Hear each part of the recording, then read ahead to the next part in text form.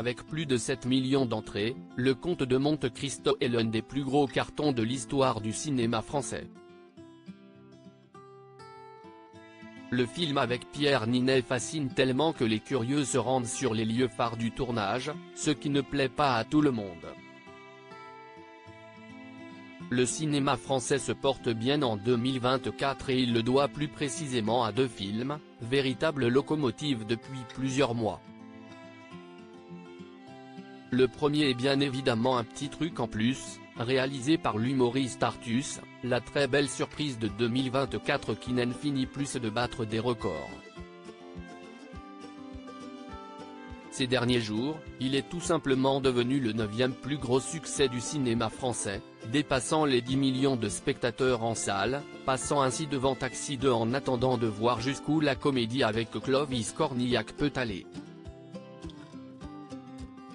Pour le second film, Le Raz de marée était un peu plus attendu puisqu'il s'agit de la superproduction Le Comte de Monte Cristo, avec un casting 5 étoiles et l'une des plus grosses vedettes actuelles, Pierre Ninet, dans le rôle principal d'Edmond Dantès. S'il n'atteint pas encore les sommets de la comédie d'Artus, le film de Cap et d'épée produit entre autres par Dimitri Rassam vient de dépasser les 7 millions de spectateurs dans l'Hexagone et cela ne devrait pas s'arrêter en si bon chemin. Dans cette fiction tirée du roman d'Alexandre Dumas, l'action se passe principalement à Paris, mais les premiers moments se déroulent dans le sud de la France, aux alentours de Marseille.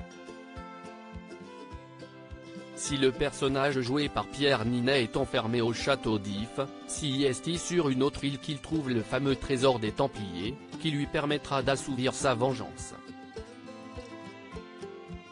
Des séquences tournées sur la presqu'île de Gien, située sur la commune d'Hyères, dans le Var.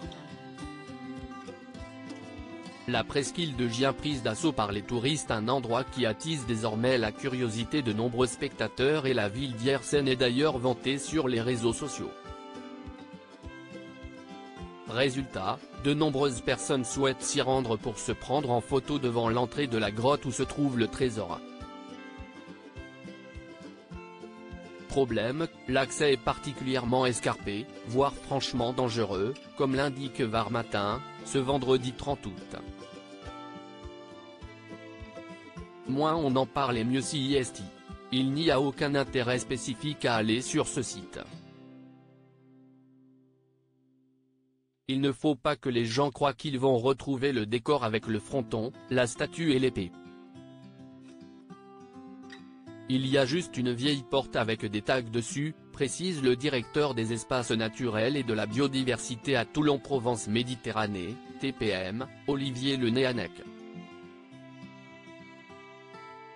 Résultat, les prochains réalisateurs souhaitant filmer sur la presqu'île de Gien risquent d'avoir plus de mal. Désormais, on filtrera les demandes de tournage en donnant comme priorité le respect du site pour ne pas se retrouver ensuite avec des contraintes de gestion, indique Olivier Le Néanec. Un impact qui n'avait pas été anticipé.